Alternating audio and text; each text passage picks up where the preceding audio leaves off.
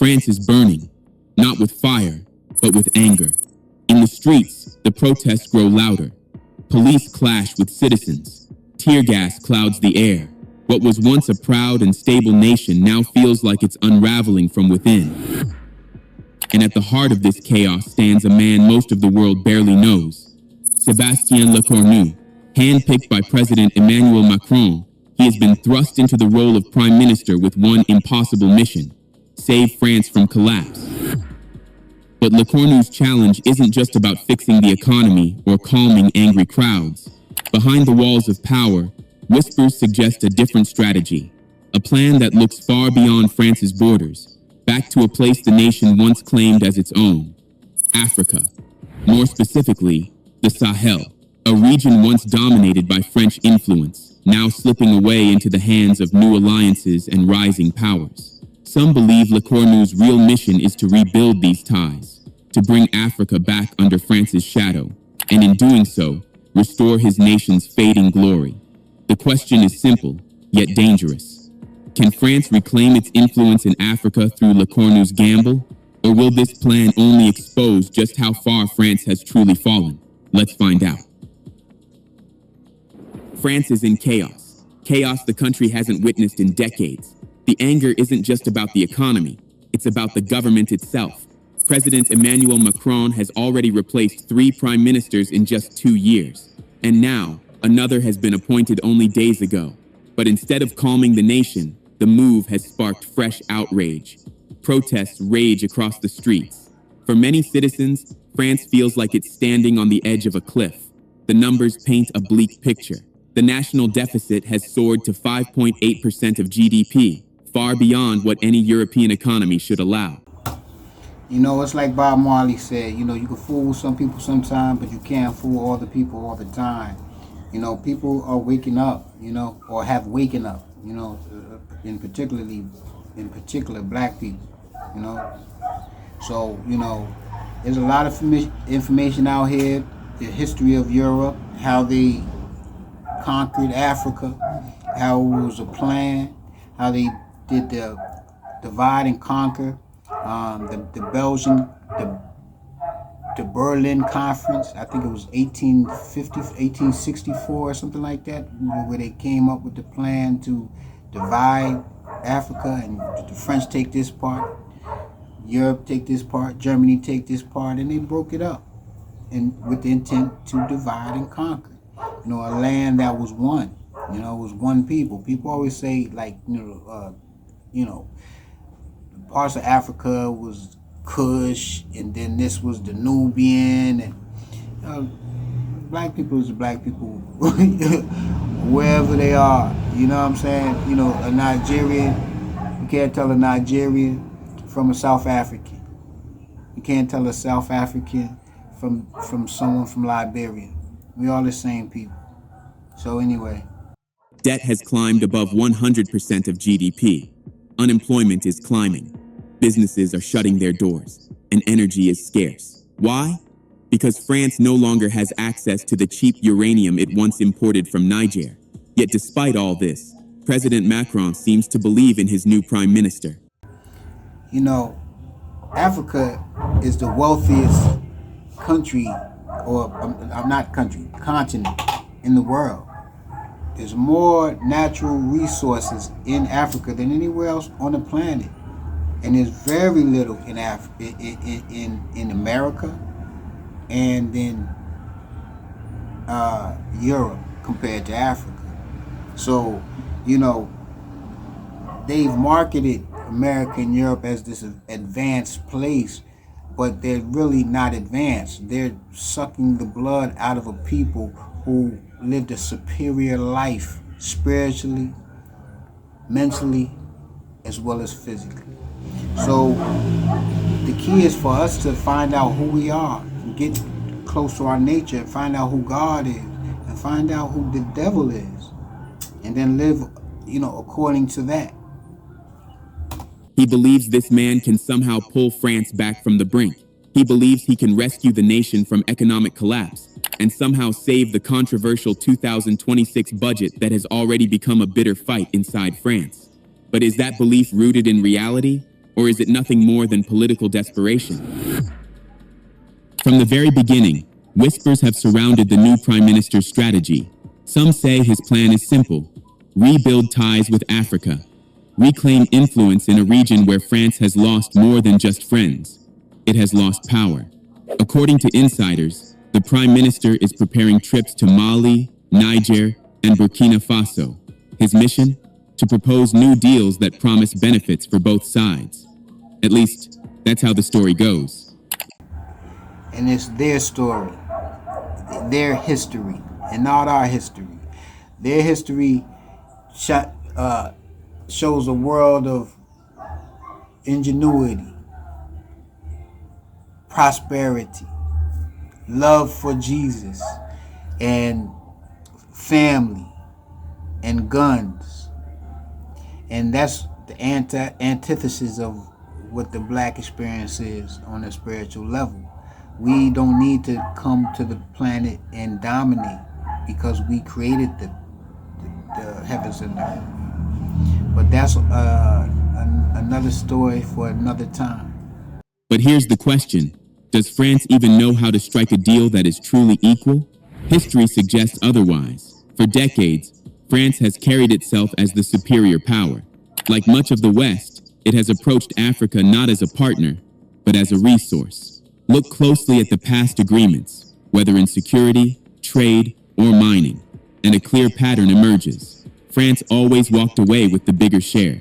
The most profitable part of the deal was theirs. Africa was left with promises, while France cashed in on the results. So we must ask again, can France ever conduct a deal that is fair, balanced, and mutually beneficial? Or will history simply repeat itself? But even if France has finally learned its lesson, there's another problem. Will the military leaders of the Sahel even listen? These are men who have made one thing absolutely clear.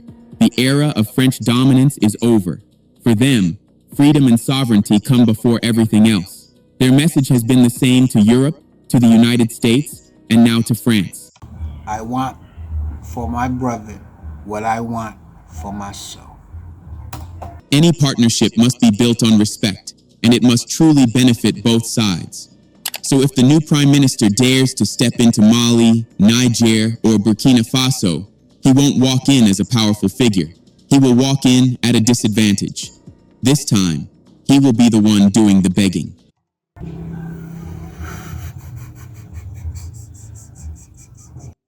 And that raises a new, uncomfortable question, one now being asked by the French people themselves. How strong is France, really? Denise Ferrand, head of the Paris-based research institute Rexicode, says the French economy has been steadily weakening. French and European companies can no longer keep up with China. You know, the whole European economy has been struggling for over 15 years, you know, with the Brexit and Greece failing and all of that. And so we got to remember, these are people that, you know, they came out of the caves of Europe, found gunpowder, started experimenting with explosives, and then journeying out into the world and seeing everything that and everywhere that they went as opposition and enemies, and that they need to be tamed by them dominating. And they dominated through their theory of God and the gun. And that's how they were able to control the world. They need Africa for the minerals so that they can go to war and kill and destroy and rape and pillage. And we would just want to feed our families. We just want to have a good life filled with spiritual existence. And when I mean spiritual existence, I mean mentally in paradise. And once we become mentally in paradise, we become physically in paradise. Since 2019, production costs have soared by 25%. Inflation has bitten deep. Interest rates have climbed.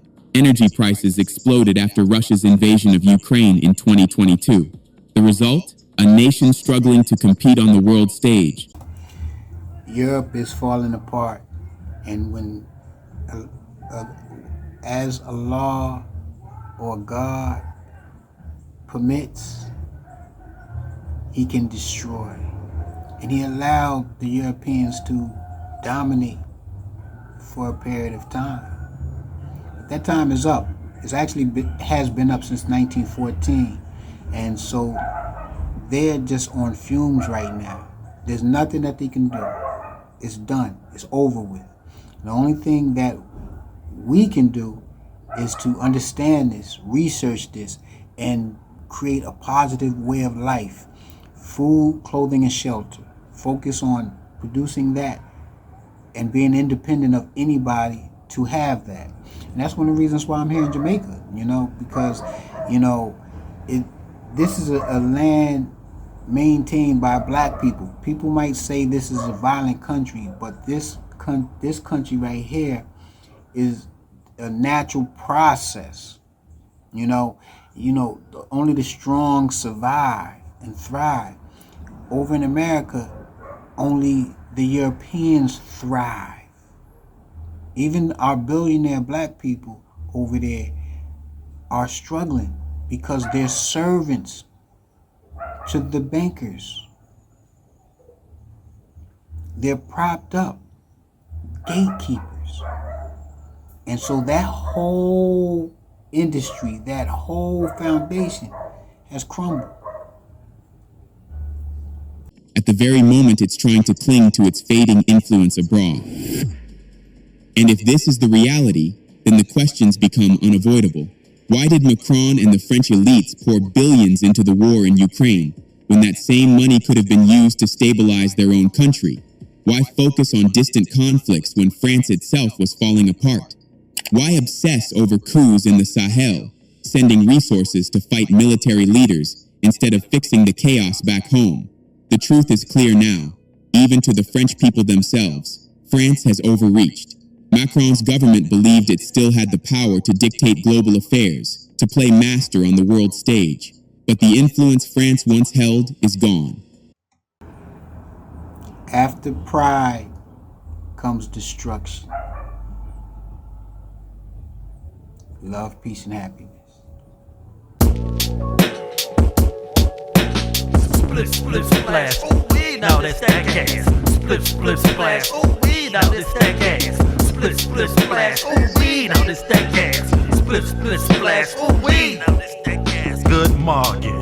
You are now with Helen that Trinidadian Chris. Now the split splash the split. Was I supposed to splash split the split or split splash the split? That's amazing. Now the split splash is here. I'm feeling like half baked. Since I can't believe I can fly no more. I'm Gomez Diaz, Scarface, smoke face. Look at me, you can't see my face. Hold it in till you damn near suffocate. That's the same thing she said. Then she peed in the bed. Gas, how you know my spot splash is right there? It left me hearing impaired. Now go get my wheelchair. I'm hungry, yo. Give me a peanut butter and jelly, cinnamon toast crunch, raisin bagel, and some coon juice, and a side of Lucky Charms mixed with Fruit Loops, and some diced apricots, just 2 scoops. Then them little blueberries and them seedless cherries. We picked at Aunt Mary's where we seen Ivory, and he said no matter what happens to me, I got you. Just remember to split, split, splash. Ooh, we now this that gas. Split, split, splash. Ooh, we now this that gas. Split, split, splash. Ooh, we now this that gas. Split, split, splash. Ooh, we now that's that gas. Split, split, splash. Ooh, we now that's that gas. Split, split, splash. Ooh, we now this that gas. Split, split, splash. Ooh, we now this that gas. Split, split, splash. Ooh, we now this that gas.